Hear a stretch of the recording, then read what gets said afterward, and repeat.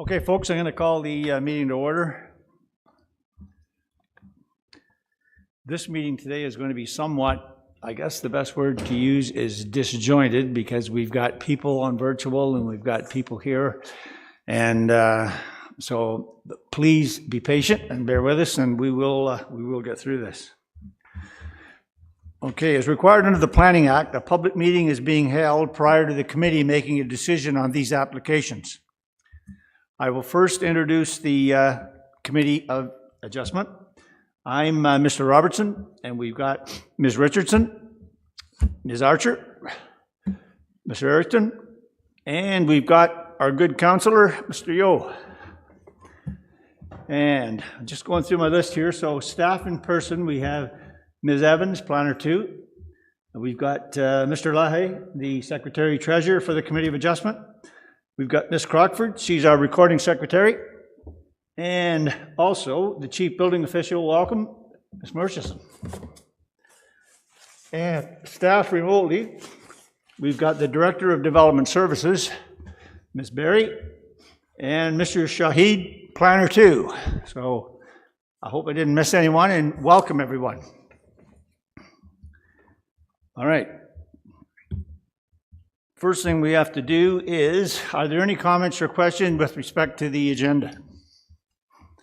Can I get a motion then to move, a motion to adopt the agenda as printed? Ms. Archer, Mr. Erickson, all those in favor? And that carries. All right. Are there any declarations of pecuniary interest? All right, being none. The minutes of the last meeting, comments or questions before I ask for a motion? Everybody's happy with them? All right. Can I get a motion then to adopt those minutes? Mr. Erickson, Ms. Richardson? No further comments or questions? All those in favor? And that carries. Thank you.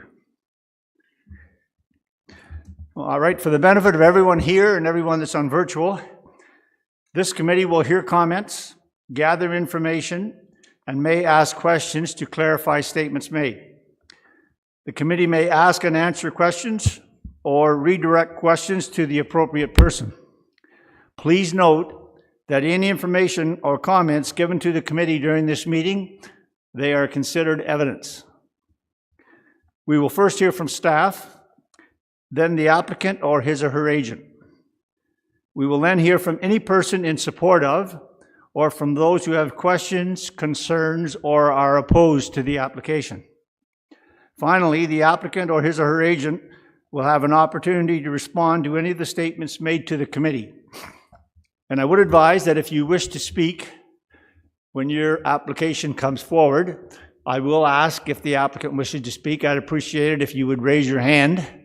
And for those on virtual, when you come on the screen, if you would state your name for us.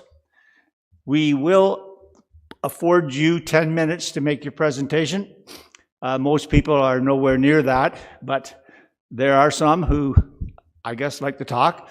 And if you find you just can't possibly get all of your information in during those 10 minutes, then I will ask the committee if they will grant you a couple of more minutes to speak. But as I say, generally speaking, no one even comes close to that 10-minute mark. All right. And having said all that, we'll now move to the agenda. And we're dealing with file number D20-2024-010, and this is 506 Kings Wharf Road, Geographic Township of Emily. And you will notice that you have in front of you a memo from the planner, Ms. Evans, where she is requesting a deferral of this application.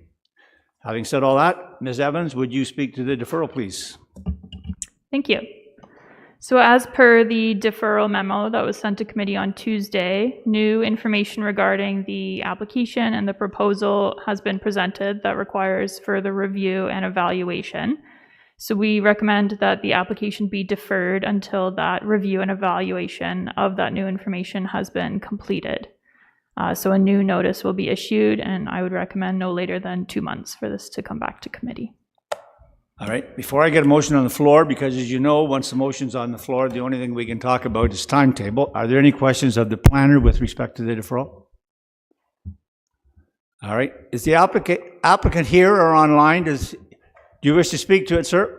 And all I'm interested in is hearing about whether or not you agree with the deferral. We're not going to deal with the application at this point, okay? So, do you wish to speak to it? All right, go ahead. You'll see a speak button there on that, and a red light will come on. You're then in gear.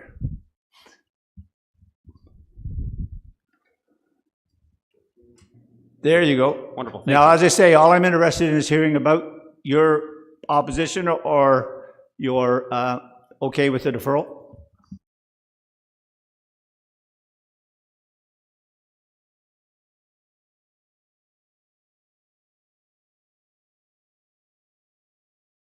Your mic's gone off again, I think. Yep. Sorry about that. Hey, no problem. So again, I do understand the reasons for the deferral today, that we provided some new information that was requested in regards to the use of the building and the property. I have since drafted a letter in conjunction with the owner that I believe may have been distributed to you today. If not, that's okay. I'm still here to answer any questions if any arise. If it is possible to come to a conclusion today and end up making a decision, that would be perfect. Otherwise, I'm here to answer anything that I can for you. All right, thank you. And it would appear once a motion is on the floor with respect to deferral, the only thing we can discuss is how long before we bring this back to the committee. Okay. So those discussions may occur. But thank you very much for that. And if are there any questions of the applicant? All right, being none, thank you, sir. Thank you. Appreciate that. Have we still got a sheet for them to sign or no? All right, there's a sheet there, I believe. Is it at the back? There's a sheet at the back. If you would, before you leave, sign your name and such on that. So, if you would. All right. Now, only because there may very well be folks out there that weren't aware of this deferral, I'm going to ask if there's anyone online or here that had intentions of speaking in support or in opposition of the application.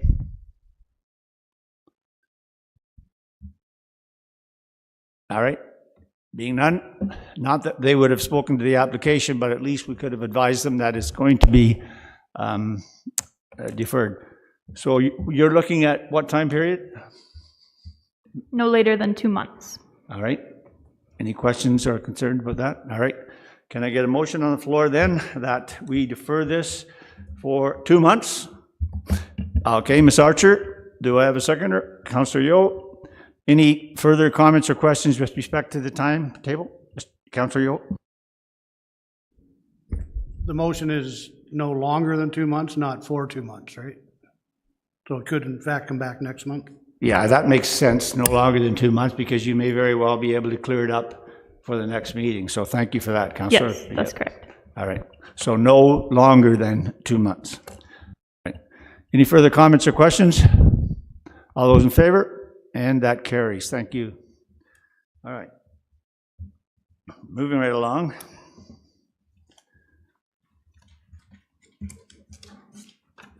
We're now dealing with file number D20-2024-001, and this is 112 Lindsay Street South, former town of Lindsay.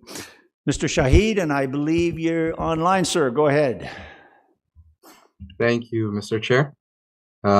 Before I start, I just want to apologize for not being in person today. I've been under the weather the last few days and figured it would be best to just attend remotely. So bear with me here, but just know this is just for today. It's just temporary. And we do appreciate that. Thank you. Moving to application. The subject property is located in the former township of Lindsay on the northeastern intersection of Lindsay Street South and Durham Street East. The area is a mix of residential and commercial properties, with many of the residential properties containing dwellings constructed as early as the late 1800s. The property currently contains a 2-story single detached dwelling, a detached frame garage, and a shed. In terms of its land use designation, the property was designated residential commercial under the Town of Lindsay official plan. However, the Minister of Municipal Affairs and Housing has recently, just on Tuesday actually, repealed the Lindsay official plan. What this means is the Lindsay secondary plan is now in effect and the Town of Lindsay official plan is no longer applicable. Under the secondary plan, the property is designated mixed-use residential. With respect to zoning, the property is zoned mixed residential commercial, or the MRC zone, under the Town of Lindsay zoning bylaw. The proposal is to remove the existing detached garage and shed from the rear yard and construct a new detached garage in its place. Relief is required from 3 provisions of the zoning bylaw. Firstly, the zoning bylaw permits a maximum lot coverage of 30% for all structures and buildings. The proposed lot coverage is 34.9%. Secondly, the zoning bylaw requires a 4-meter setback from the exterior side lot line. The proposed exterior side yard setback of the detached garage is 3.69 meters. Lastly, the zoning bylaw permits a 10% maximum lot coverage for all accessory structures. The proposed accessory structure lot coverage is 19.1%. Just diving a bit deeper into the Lindsay secondary plan here. Similar to the repealed Town of Lindsay official plan, the secondary plan allows for a low profile of residential buildings, including single detached dwellings and accessory structures. Performance and sitting criteria is implemented through the zoning bylaw. So to help further understand the proposed attached garage, if you refer to the image on the slides, essentially what the proposed garage aims to do is consolidate the existing rear yard accessory structures, as in the shed and existing garage, to allow for a more updated and larger structure for parking and storage. So although relief is required for both the accessory structure lot coverage and total permissible lot coverage, the discrepancy between the permitted total lot coverage of 30% and the proposed lot coverage of 34.9% is very minimal, with a difference of only 4.9%. In this minimal discrepancy, the total number of structures is reduced from 2 to 1. The total number of accessory structures, sorry. Additionally, if this property were within any other of the low density residential zones that permit the use of single detached dwellings, relief wouldn't be required for this provision. In terms of the accessory structure lot coverage, the discrepancy here is 9.13%. Although there is a discrepancy, the proposed detached garage supports the overarching intention of the provision by A, reducing the number of accessory structures, and B, because of its proposed height, 4.84 meters, the proposed garage will remain visually subordinate to the existing 2-story dwelling. With regards to the relief required for the exterior side yard setback, because this lot is a corner lot, the exterior side yard is the portion of the lot that fronts onto Durham Street East. So although relief is required from the minimum 4-meter setback, not only is the discrepancy minimal here as well, the proposed setback is greater than the existing setback by a substantial amount. The existing exterior side yard setback is 0.75 meters, where the proposed setback is 3.69 meters. Additionally, many of the structures and buildings along Durham Street East are closer to the street. The proposed garage does not further encroach into this established building line, which you can see if you refer to the image on the slide.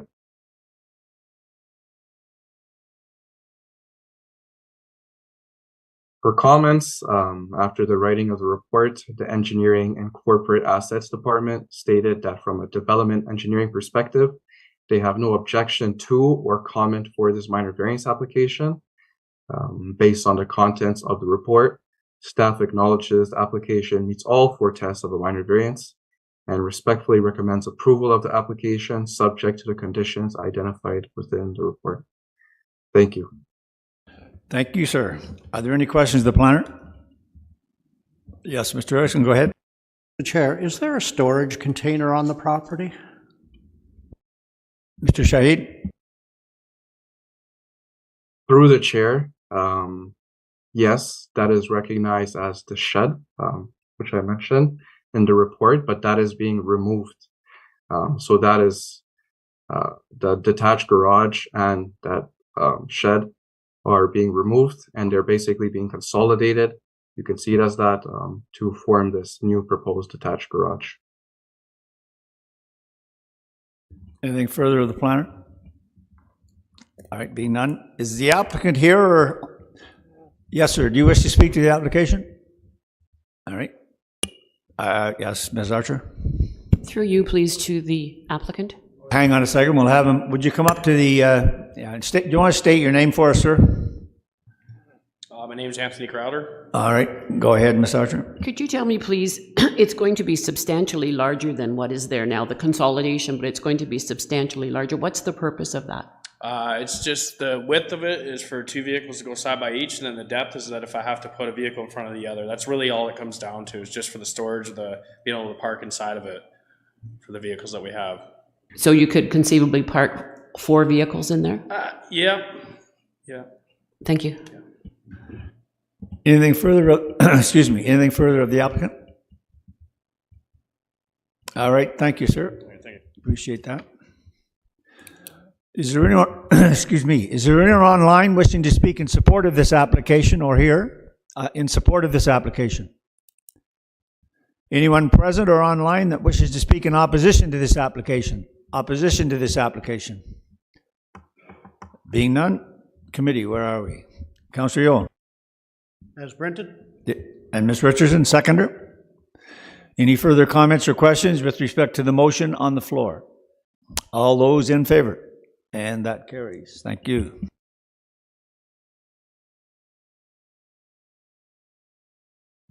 All right, we're now dealing with D20-2024-002, and this is 124 Bond Street, former Village of Fenelon Falls. Ms. Evans, go ahead. Thank you. The subject property is designated residential under the Fenelon Falls Secondary Plan and is zoned residential Type 1 zone under the Village of Fenelon Falls zoning bylaw 89-25. The subject property is located on the eastern side of Fenelon Falls and contains a 2-story single detached dwelling constructed in 1910, a shed, an attached covered deck, and a covered front porch. The purpose of the application is to recognize the addition of a covered front porch. Relief is required from section 4.3.2 CI of the bylaw, which requires a minimum front yard setback of 7.6 meters. The existing setback is 6.1 meters.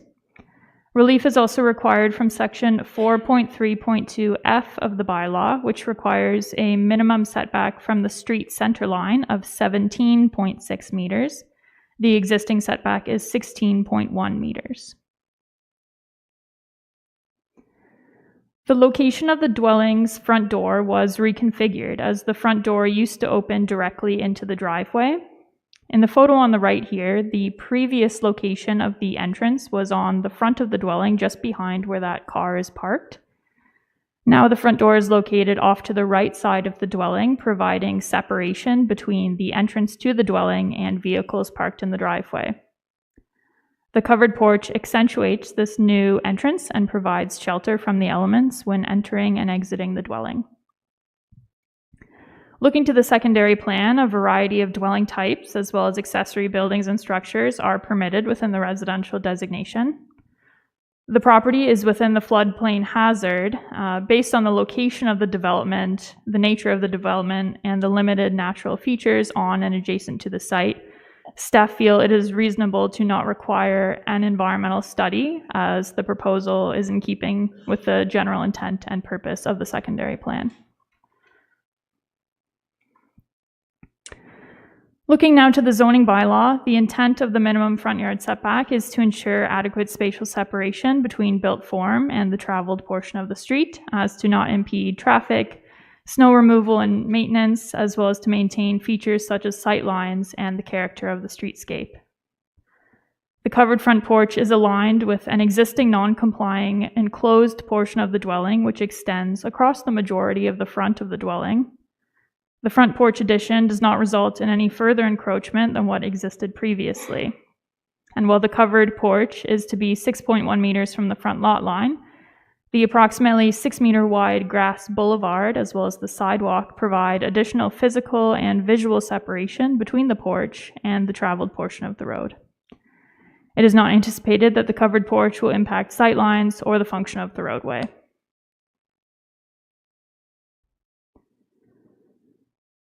Several dwellings in close proximity to the subject property appear to have reduced front yard setbacks, as seen in the air photo here. So the setback of this porch is consistent with the existing built form and character of the area. The photos on the bottom of the slide show the setbacks of the dwellings on either side of the subject property. In addition to the minimum front yard setback, the zoning bylaw requires a minimum setback of 17.6 meters from the center line of the street. The street centerline setback appears to have been written that on the premise that should a road allowance be of a non-standard width for its classification, that built form will be adequately set back in the event that the municipality decided to take a road widening. The road allowance here is currently approximately 20 meters wide, and it's unlikely the municipality would pursue road widenings in this vicinity. There are no anticipated impacts on environmental features, neighboring properties, or the function of the municipal right-of-way. Comments were received from the Building and Septic Division's plans examiner, providing that this is an enforcement file and fees are to be calculated as per bylaw 2021-161. No comments of concern were raised by any of the other circulated agencies, and no comments were received from members of the public. Based on the contents of the report, staff acknowledges the application meets all 4 tests of a minor variance and respectfully recommends approval of the application subject to the conditions identified within the report. Thank you. Thank you, Ms. Evans. Are there questions of the planner? Councillor? Thank you, and through you. Is there, I take it there's no established building line caveat in the Fenelon Falls zoning? Through the chair, there is an established building line provision, but it speaks to building a house, a new house, so not an addition to an existing house. It's specific to the construction of a new dwelling. Further questions, comments, staff? No? I have a question, and I'm going to perhaps send it through to the director, if you would, Ms. Berry. I'm just curious because if we look at the next application as well, we're dealing again with the EIS study, the environmental study. And I'm just curious, I don't doubt for a minute staff's comments, but I'm curious, do staff's comments then finalize or satisfy the requirements under the secondary plan and the official plan with respect to the EIS? Thanks for the question, Mr. Chair. I just want to make sure you can hear me. Perfect. Yes, we have discussed sort of the application of the policy base with our colleagues at the CA. We have to remember the plan itself was written and approved by council in 2015. There has been some change to sort of policy application in the passage of time, and some of the language will be, dare I say, tightened up, or at least revised to provide for perhaps a little more clarity in a future housekeeping policy amendment to the secondary plan. So we are satisfied that we're applying the policy in today's framework correctly. Thank you for that. Any further questions of anyone? All right, being none. Is the applicant here or online? Does the applicant wish to speak to the application? I'm here in case. Oh, my name is Nathan Nathaniel Palmondo. Thank you, sir. Go ahead. Sorry, I just had a question pop up. I'm here in case there was any questions regarding the application, and I don't have any comments. All right, well, let's find out. Are there any questions of the applicant? Looks like it's your easy day, sir. There are no questions. Thank you for taking the time. All right.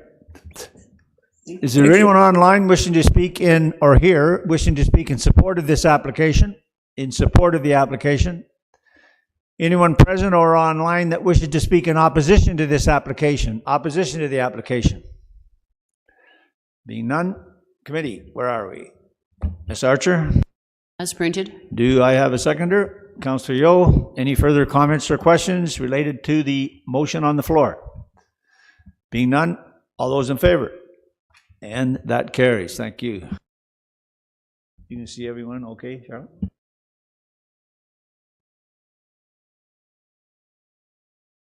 Just smoking right along here. We're now dealing with file number D20-2024-003, and this is 3 Short Street, former village of Fenelon Falls. And again, Ms. Evans, go ahead. Thank you. The subject property is designated residential under the Fenelon Falls Secondary Plan and is zoned residential type 1 under the Village of Fenelon Falls zoning bylaw 89-25. The subject property is located in the northeast portion of Fenelon Falls. The property is irregular in shape and is a corner lot abutting Colburn Street and Short Street. The property currently contains a 2-story single detached dwelling with an attached garage constructed in 2009 and a barn constructed in approximately 1875. The proposal is to construct a swimming pool.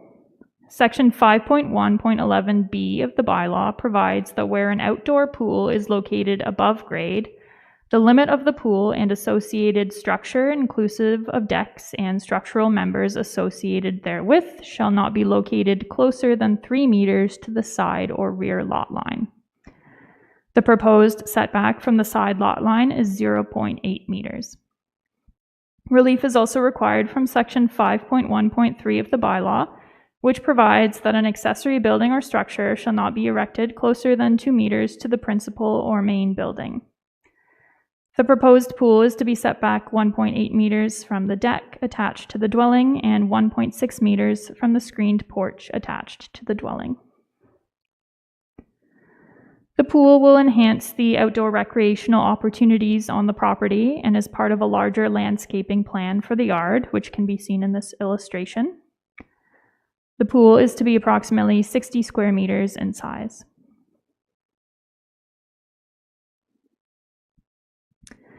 The pool is to feature an infinity basin around the northern and northeastern edges. And these photos are not of the pool itself, but just provide examples of what an infinity basin looks like. The majority of the pool will be at grade, with the northern and northeastern edges being slightly above grade to allow for the infinity edge.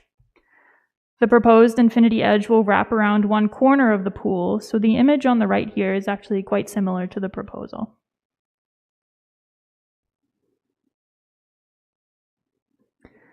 Here we have a photo of the yard the pool is to be located in. It will be located between the dwelling and the eastern interior side lot line.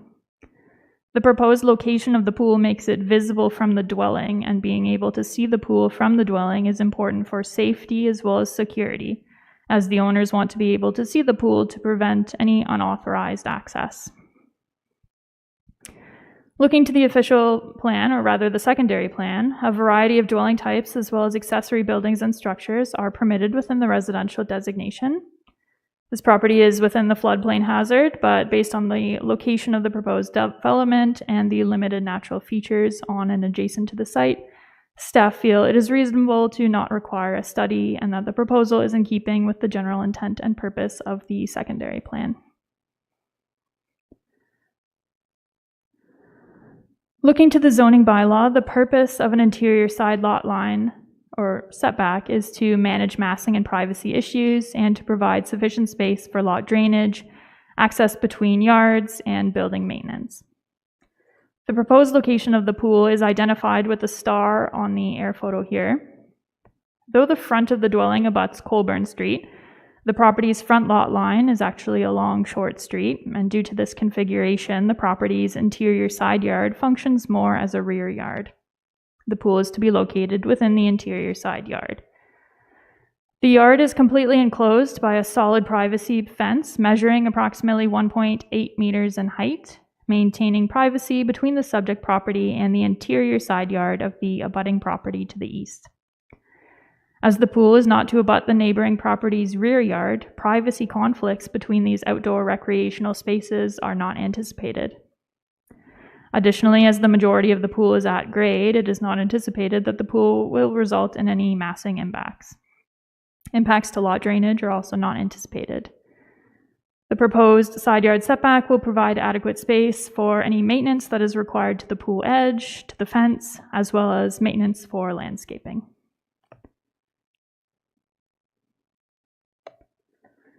The intent of the minimum setback between an accessory structure and the main building is to ensure there is adequate space for access between the structures as well as for maintenance. The proposed setbacks allow for unimpeded access between the pool, the deck, and the screened porch, and there will be adequate spatial separation for maintenance. There are no anticipated impacts on environmental features, neighboring properties, or the function of the municipal right-of-way. No comments of concern were raised by any of the circulated agencies, and no comments were received from members of the public. Based on the contents of the report, staff acknowledges the application meets all 4 tests of a minor variance and respectfully recommends approval of the application subject to the conditions identified within the report. Thank you. Thank you, Ms. Evans. Are there questions of the planner? Being none, is the applicant here or online? Does the applicant wish to speak to the application? I am here online, just here to answer any questions if there were any questions. What is your name, sir? Justin Jones. Thank you. So you're just looking for questions, is that it? Yeah. All right, and are there any? All right. Doesn't appear to be any, sir, so thank you for taking the time. All right. Thank you. Again, is there anyone here or online wishing to speak in support of this application, in support of the application? Anyone online wishing to speak in opposition to the application? Opposition to the application? All right. Being none, I'm smoking right along today, committee. Ms. Richardson, seconder, Mr. Erickson. Any further comments or questions with respect to the motion on the floor? All those in favor? And that carries. Thank you. All right. We're now dealing with file number D20-2024-004, and this is 49 Potts Shore Road, Geographic Township of Fenelon, and we have Mr. Shahid. Go ahead, sir. Thank you, Mr. Chair. The subject property is situated in a residential neighborhood on the southwestern shore of Cameron Lake. The majority of the built form in the neighborhood was constructed in the mid to late 1900s, many with various extensive renovations and alterations since their construction. The property currently contains a single-story dwelling, attached garage, rear deck, and boathouse. In terms of municipal legislation, the property is designated waterfront under the City of Kawartha Lake's official plan and zoned limited service residential, or the LSR zone, under the Township of Fenelon zoning bylaw. The proposal seeks to demolish and replace the existing non-compliant deck on the property with a new rear deck. Relief is required from a single provision, that being the minimum required water setback of 15 meters. The proposed water setback is 8.2 meters.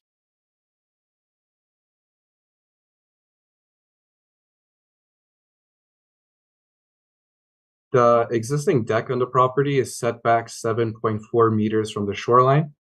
This is a non-compliant setback, however, not uncommon in this neighborhood, as the properties along the shoreline all have varying proximities to Cameron Lake. This can be seen just from the neighboring properties to the south, shown in the image on the slide. Both have decks at different proximities to the shoreline, and both likely not complying with the required 15-meter water setback. Although there is a discrepancy between the proposed water setback of 8.2 meters and the required minimum, the proposed deck provides a larger buffer between the shoreline and built form than the existing deck, and overall covers a smaller portion of the land. It is also important to mention that the dwelling itself is set back 13.2 meters from the shoreline. As a result, it is impossible for any structure or extension of the dwelling in the rear yard to comply with the required minimum water setback. For comments after the writing of the report, the Engineering and Corporate Assets Department stated that from a development engineering perspective, they have no objection to or comment for this minor variance application. Kawartha Conservation also commented that they have no concern with the approval of this application and that a permit has already been obtained. Based on the contents of the report, staff acknowledges the application meets all 4 tests of a minor variance and respectfully recommends approval of the application subject to the conditions identified within the report. Thank you. Thank you, Mr. Shahid. Questions of the planner? One of those days. Everyone's in approval mode. All right. Is the applicant here or online? Does the applicant wish to speak to the application? No, I have nothing further to add. Your name, sir? Jean Pandelides. All right, thank you. And all right, are there any questions of the applicant? It would appear there are no questions, sir. Thank you for taking the time. Thank you. All right. And again, is there anyone online or here wishing to speak in support of this application, in support of the application? Anyone online or here wishing to speak in opposition to the application? Opposition to the application? Being none, committee. Do I have a seconder? Ms. Richardson. All right. Any further comments or questions with respect to the motion on the floor? Being none, all those in favor? And that carries. Thank you.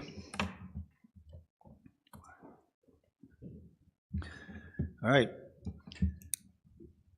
We're now dealing with file number D20-2024-005.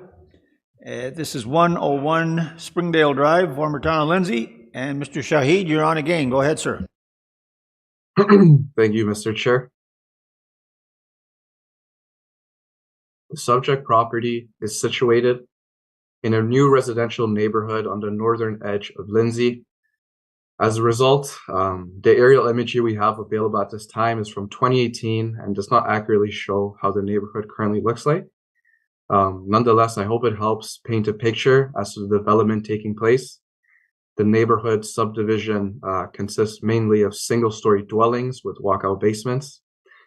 The property itself currently contains a single-story dwelling with attached garage and rear deck. In terms of its land use designation, the property was designated residential under the Town of Lindsay official plan. However, the Minister of Municipal Affairs and Housing has recently repealed the Lindsay official plan. So under the Lindsay secondary plan, the property is designated parks and open space.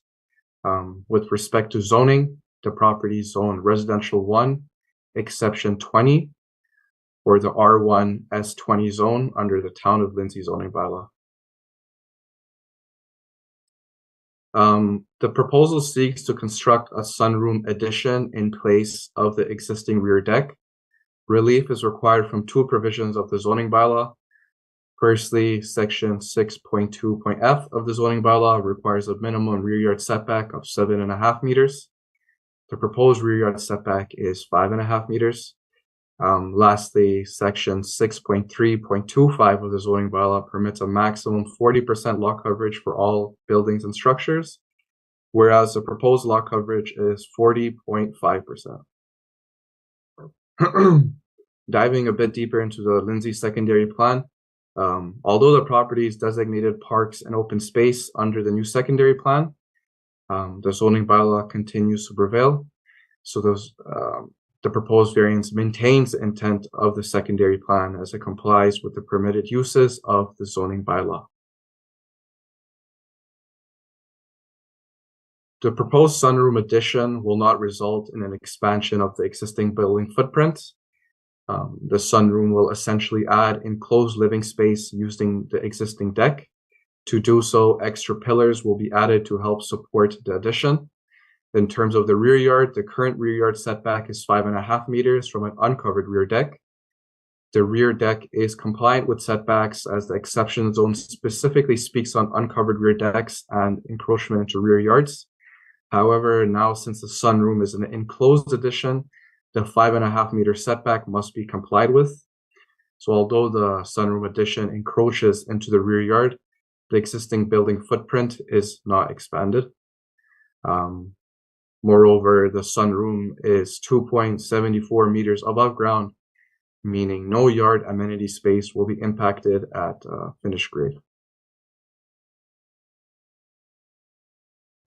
Also, just within the northern vicinity of the property, another property has a covered deck.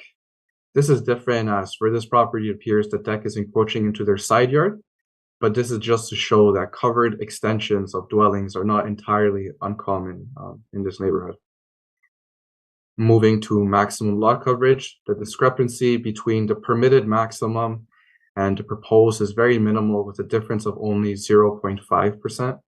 Additionally, as the sunroom addition is elevated, the area at finished grade is still open and readily to be utilized. For comments after the writing the report, the Engineering and Corporate Assets Department stated that from a development engineering perspective, they have no objection to or comment for this minor variance application. Kawartha Conservation also commented that they have no concern with the approval of the minor variance and that the applicant will be required to obtain a permit from them. Based on the contents of the report, staff acknowledges the application meets all 4 tests of a minor variance and respectfully recommends approval of the application, subject to the conditions identified within the report. Thank you. Thank you, sir. Are there questions of the planner? Mr. Erickson, go ahead. Through the chair, was the fire department circulated? The reason I ask is the structure is elevated and there is no way to get off there or out of there other than back through the sliding doors. Mr. Shahid?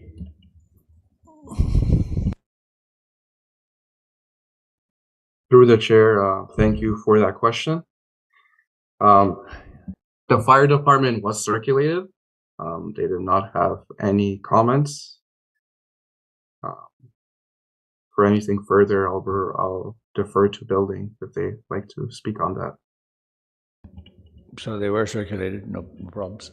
Sorry, go ahead, Ms. Murchison. Hi, through the chair. This is actually going to fall under the building code, not the fire code. And the building code in a single dwelling or a 2-unit dwelling does not require there to be stairs from the upper balcony. It is understood that it's your home and you have other ways to get out, but you also can drop out of a window with little or no damage to a person. So the code doesn't cover that. Thank you. I was just going to say you could always jump. So, yeah. Thank you for that, Ms. Murchison. Anything further from committee members? All right. Being none. Is the applicant present or online? Yes, sir. Do you wish to speak to the application, sir? Yeah, go ahead. Just press the button there and get your red light. And your name, sir? Your name? Good afternoon, Mr. Chair and the committee members. Yeah, My name is Syed Ahmed. Go ahead, sir. And I'm just representing the property which I'm building our sunroom. And no further question I have. Report is fine. We are okay with all the conditions we have. And I appreciate if we can get our application approved today. Thank you. Thank you. All right. Any questions of the applicant? All right. There being none. Before you leave, sir, would you leave your name and such at the back there? There's a sheet for that. All right. And all right. There are no questions, so thank you very much for taking the time. Appreciate it. Right. Could you just shut that mic off if you would, please? Because it interferes with the rest of the, thank you. All right. Anyone present or online wishing to speak in support of this application? In support of this application? Anyone here or online wishing to speak in opposition to this application? Opposition to the application? All right. I'm advised there are none. Committee, where are we? Councillor. As printed. All right, Ms. Archer, seconded. Any further comments or questions with respect to the motion on the floor? Being none, all those in favor? And that carries.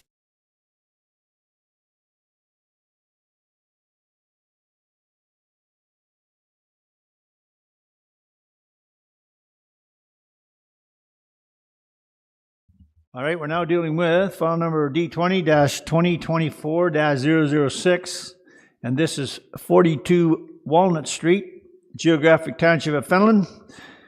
And you're a busy fellow today, Mr. Shahid. Go ahead. Thank you, Mr. Chair.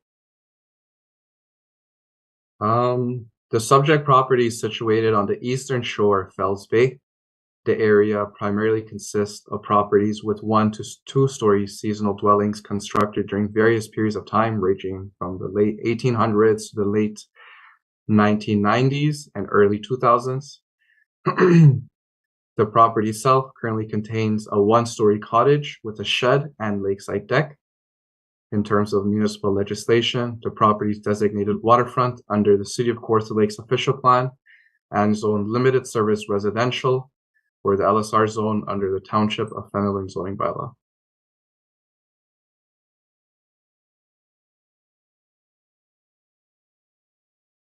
The proposal seeks to raise the existing cottage and deck to allow for a basement walkout. Alteration will be made at grade, and the height may increase a negligible 0.45 meters and still remain under the maximum permitted height. Relief is required from 2 provisions. Firstly, section 15.2.1.3a of the zoning bylaw, which requires a minimum front yard setback of 7.5 meters. The proposed front yard setback from Walnut Street is 4.5 meters. Secondly, section 15.2.1.3b of the zoning bylaw requires a minimum interior side yard setback of 3 meters on one side and 2.3 meters on the opposite side, because the basement walkout is considered an additional story when determining setbacks under the Fenelon zoning bylaw. The proposed interior side yard setback here is 2.37 meters and 2.59 meters. These are unchanged. The property is accessed by Walnut Street, which is an unmaintained private road. Walnut Street runs through the subject property, and the neighboring property also uses this street for access. The front yard setback is measured from the closest edge of Walnut Street to the nearest point of the deck. The proposed front yard setback remains unchanged and does not encroach or interrupt the usage of Walnut Street. Similar to the front yard setback, as there's no expansion to the existing building footprint, the interior side yard setbacks remain unchanged. The current interior side yard setback is not compliant. As a result, any addition or extension to the dwelling would have likely required a minor variance. The southern side yard setback must be a minimum of 3 meters, and the proposed setback here is 2.59 meters. The discrepancy is minimal, with a difference of only 0.41 meters, and still allows for access and maintenance. Also, as alteration is primarily at grade, the negligible change in height won't cause any privacy issues onto neighboring properties. For comments after writing the report, the Engineering and Corporate Assets Department stated that from a development engineering perspective, they have no objection to or comment for this minor variance application. Kawartha Conservation also commented that they have no concern with the approval of the minor variance, and that an applicant will be required to obtain a permit from them. Based on the contents of the report, staff acknowledges the application meets all 4 tests of a minor variance and respectfully recommends approval of the application subject to the conditions identified within the report. Thank you. Thank you, Mr. Shahid. Are there any questions of the planner? Ms. Archer. Through you, please, to the planner. In Appendix A, it looks like Walnut Street goes straight down and stops right at Cameron Lake. So is that part of Walnut Street a municipal road and then it goes into a private road as it goes along the lake in front of the property? Through the chair, thank you for that question. So the entirety of Walnut Street is fully unmaintained and privately owned. But it doesn't show it on Appendix A. So does it then extend to the north, I guess, and go along Cameron Lake? Because on Exhibit A, it stops right at Cameron Lake. Oh, through the chair, thank you for that question. Yes, I see what you mean here. So yeah, Walnut Street actually stops right after, I believe it's 44 Walnut Street. So the property right next to, right just north of 42 Walnut Street, it stops there. On Appendix A, where you see 39, it doesn't go that far. Or if you look at Appendix B, sorry, you can see the full extent of Walnut Street there.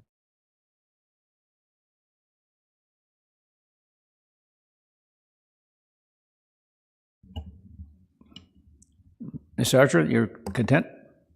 No? Go ahead. Well, if you have further questions, go It ahead. just, on Appendix A, it shows Walnut Street stopping at Cameron Lake. There's nothing that extends across the front of the property, but I guess that's just a sketch, is it? Through the chair, sorry, yes, I see what you mean. Yes, Appendix A, that's just more so for reference. If you refer to Appendix B, that's more accurate about how the property actually looks like from aerial imagery.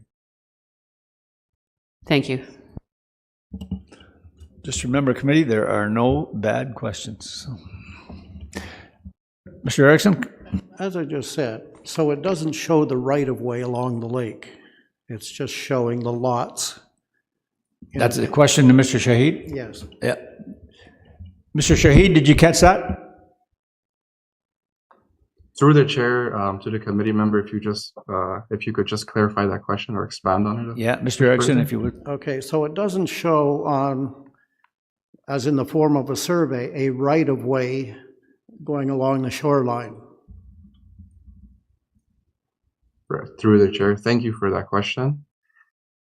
Yep, so this, in Appendix A, that location map that's made through our mapping. And unfortunately, our mapping doesn't outline or show private right-of-ways.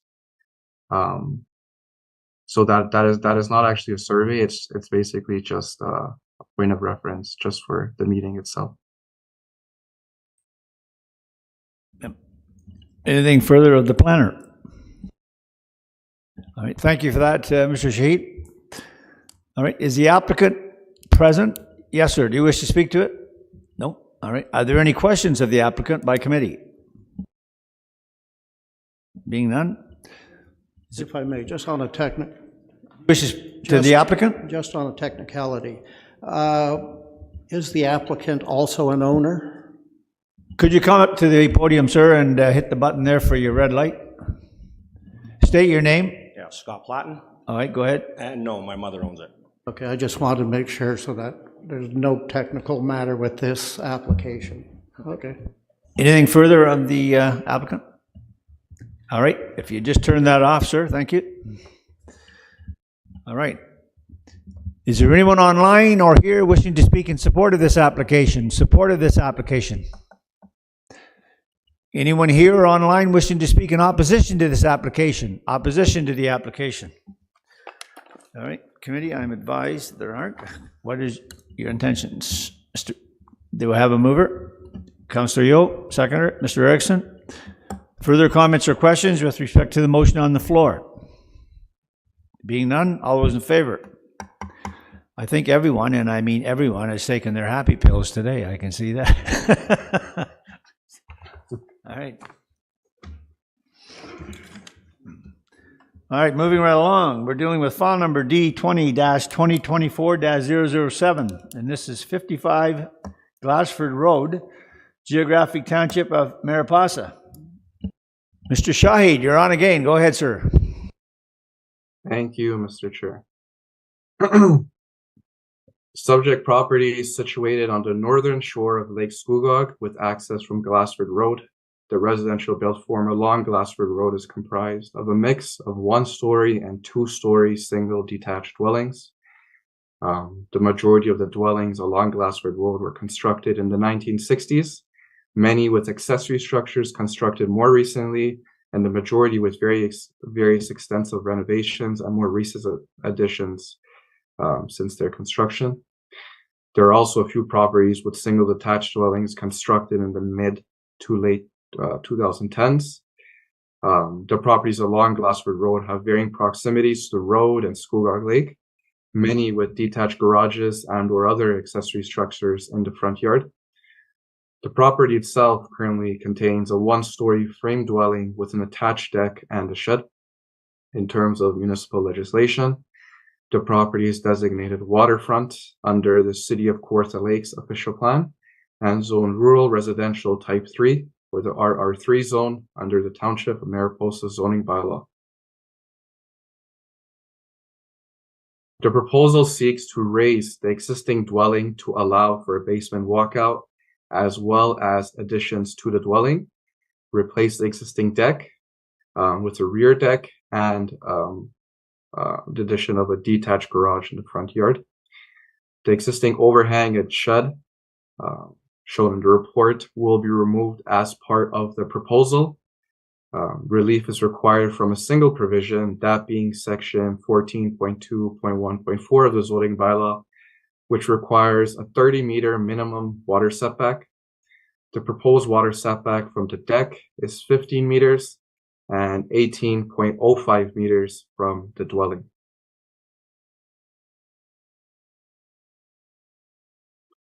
So, although the proposed water setback requires relief, it is important to mention that the proposed redevelopment does not seek to further extend into the rear yard.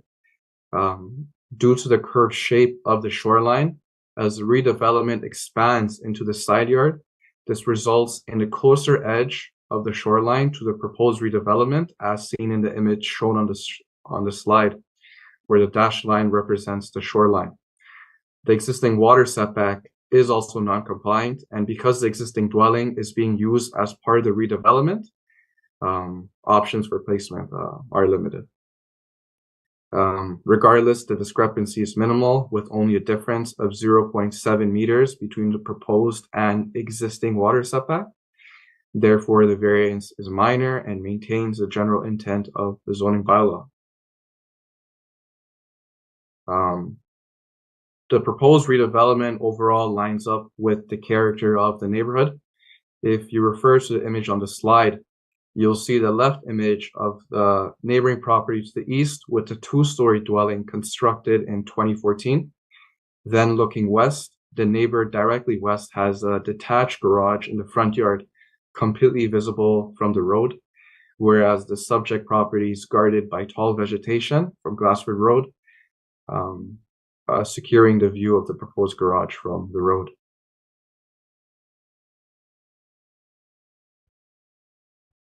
And in this slide, the image on the right, you can see how the property actually looks like from Glassford Road.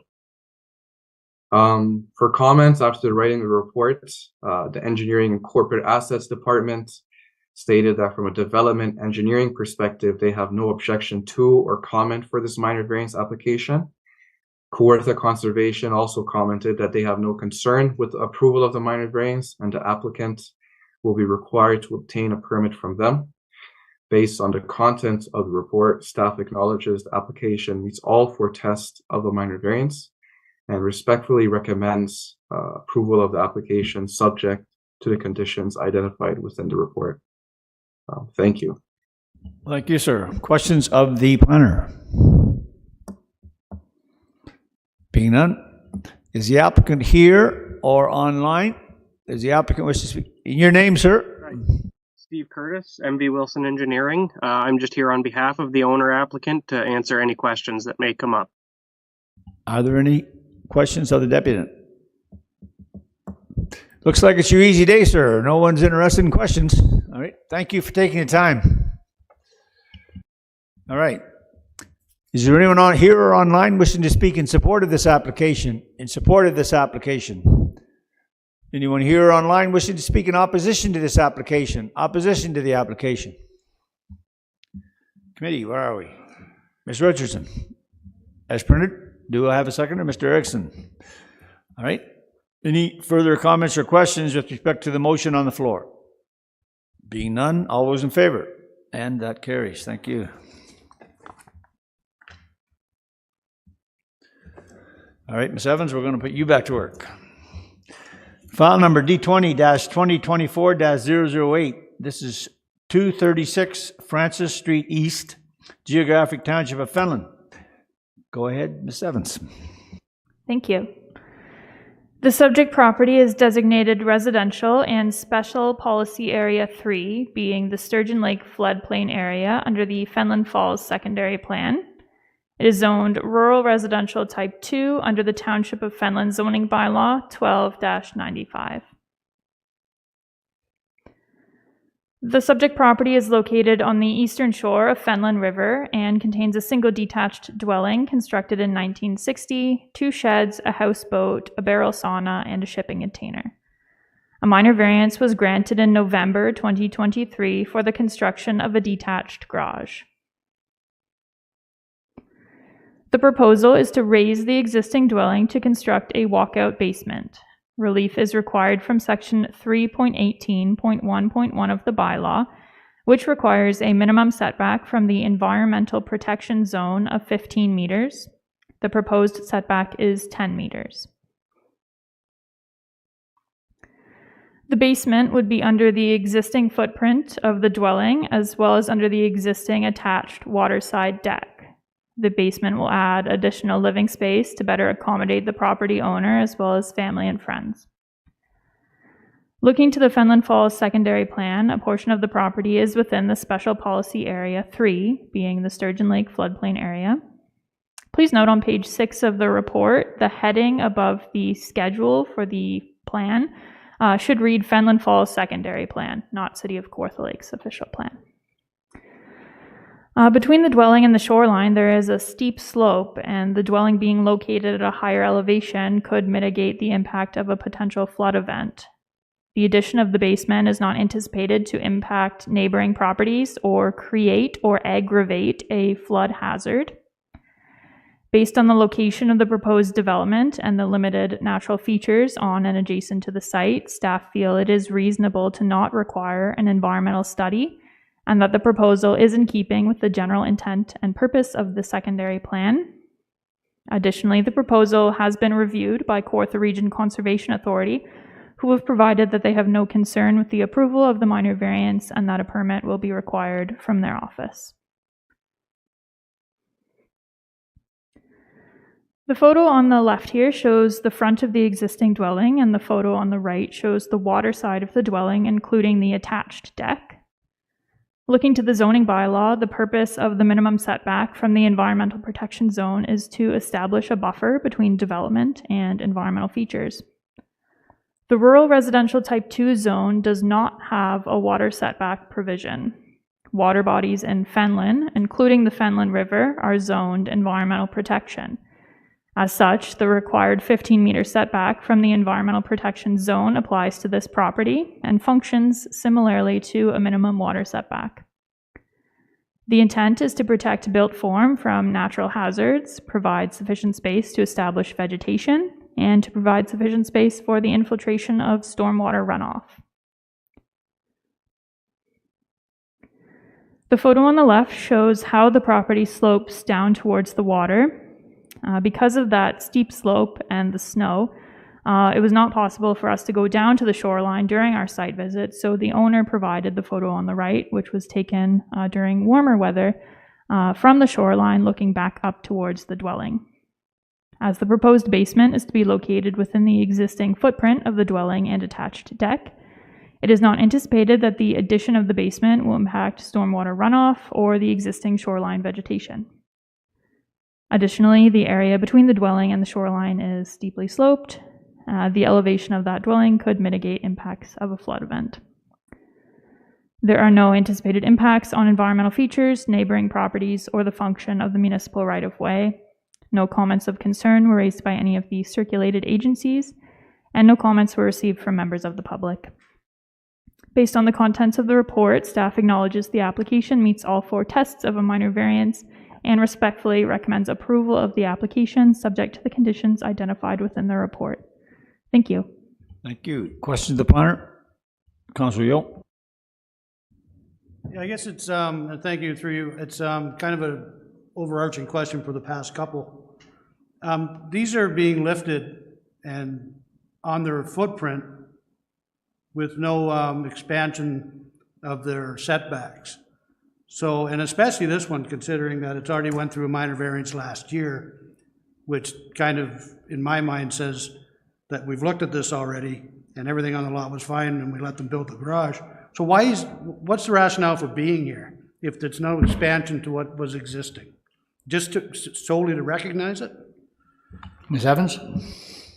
Through the chair, so when we're looking at any proposal that is adding living space to a dwelling, even if it's within that same footprint, we do have to consider that it is an expansion, and therefore it needs to comply with setbacks, lot coverage, things like that. So there are provisions in zoning bylaws that speak to the expansion of a building or structure, and that expansion has to comply with the provisions of the zoning bylaw.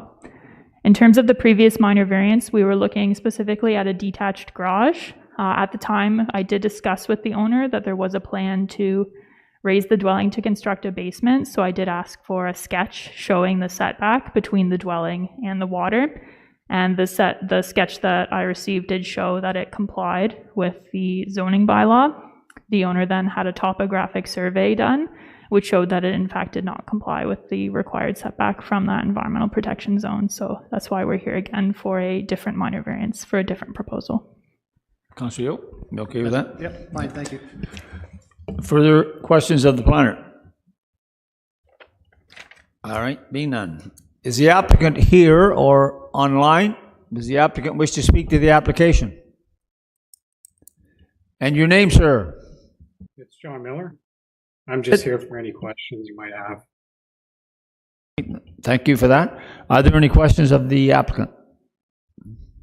All right, thank you, sir, for taking the time. We do appreciate it.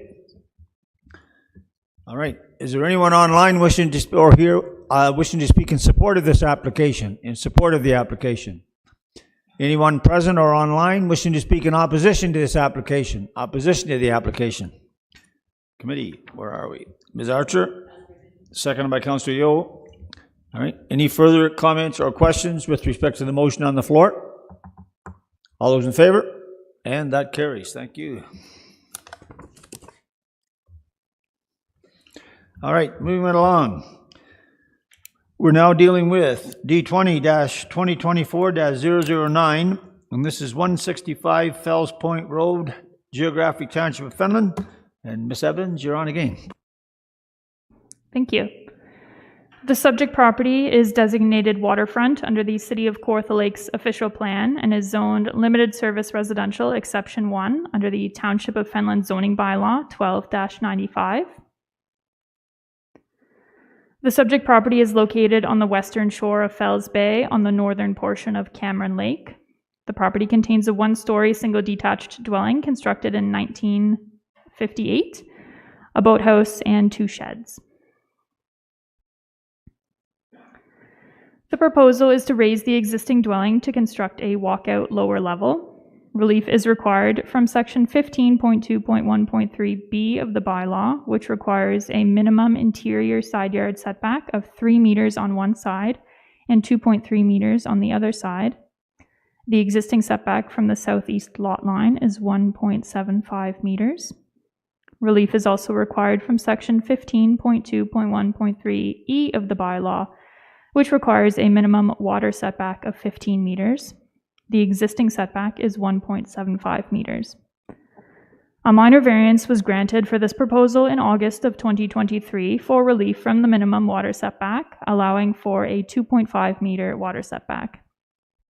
This relief was based on a sketch and measurements prepared by the property owner, and since that time, the owner has had a survey prepared, which shows that the closest point between the dwelling and the shoreline is 1.75 meters.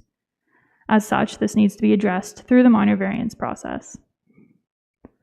Looking to the official plan, low-density residential uses and buildings and structures accessory to residential uses are permitted in the waterfront designation. The official plan establishes water setback policies to provide sufficient spatial separation to protect development and to enhance the ecological function of the water body. On the subject property, there is limited opportunity to further enhance the shoreline setback without impeding onto the private road, which neighboring property owners depend on to access their properties. The raising of the existing dwelling will add living space while maintaining the same footprint, lessening the impact on shoreline conditions. This drawing shows what the dwelling is to look like. The proposal will add additional living space to accommodate the property owner, as well as family and friends.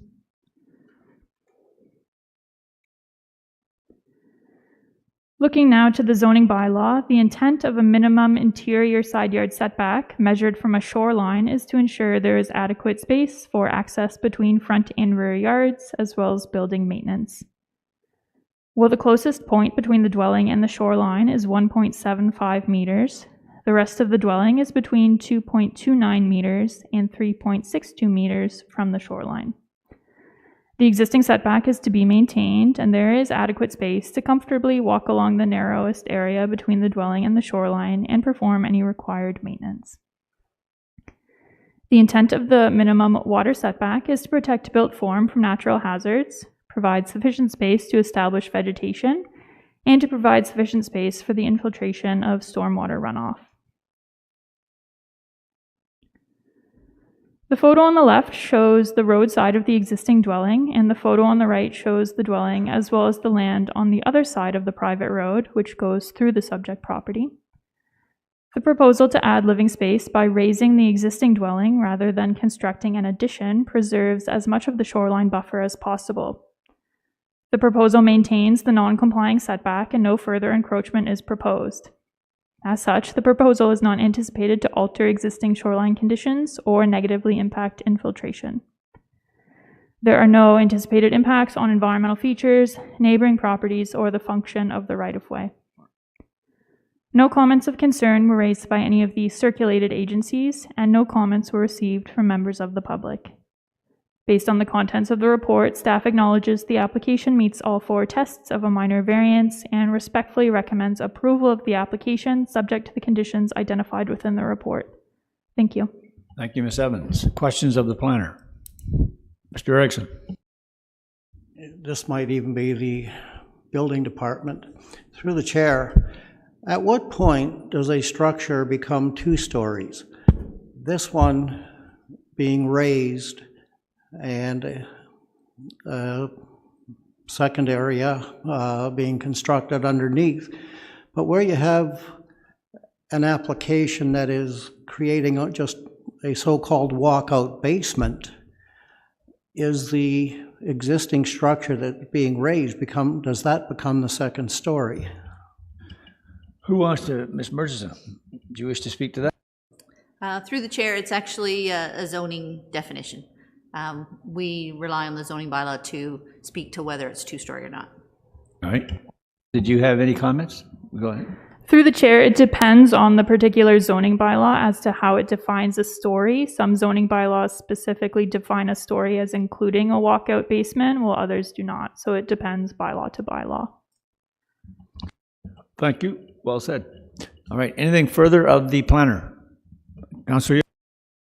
And just on that note, and I missed it, but is that change in the rural zoning bylaw update? I don't remember seeing it in there. Through the chair, I'm not sure off the top of my head how it defines a story, but I could look into it and get back to you after the meeting if you'd like. Yeah, just shoot me an email or something. Good. Thank you. Yeah. All right. Anything further of the planner? Being none, I'm going to assume the applicants are sitting in front of me. First of all, before I ask you anything, I just thank you so much for your patience. Normally at these meetings, if we only have 1 or 2 applicants, we move those applications up. But when we have a number, and we do look at it, we normally just call them according to the agenda. And unfortunately for you folks, you were the last one. I've been there, believe me. All right. Do you wish to speak to the application? All right. Are there any questions of the applicant? All right. And again, thank you so much for your patience. All right. Is there anyone here? I don't look like it. Anyone online wishing to speak in support of the application? Anyone online wishing to speak in opposition to the application? Opposition to the application. All right, committee, where are we? Councillor Yeo, As printed. seconded by Ms. Richardson. Further comments or questions with respect to the motion on the floor? Being none, all in favor? Thank you. That carries. Very good. Well, I think we've ran out of paper. And again, thank you, folks. We appreciate it. All right, where are we here? Other business, none? Is there any other business from staff? Director Barry, anything to say? Not today, Mr. Chair. Thank you for the opportunity. Nothing new. Well, and thank you for taking the time. We realize that we're under the weather, so again, thank you so much for that. And as well to you, Mr. Shahid, thank you. All right, and to staff, as usual, a job well done, and we do appreciate it. Makes our job so much easier. And Ms. Murchison, thank you for taking the time. We appreciate that. All right. Well, if there's nothing further, anything from committee under other or new business? What a day. What a day. All right, I need a motion to adjourn. Councillor Yeo, do I have a seconder? Ms. Archer. All right, and again, I don't think I've ever lost one of these motions. All those in favor? And that carries. Thank you.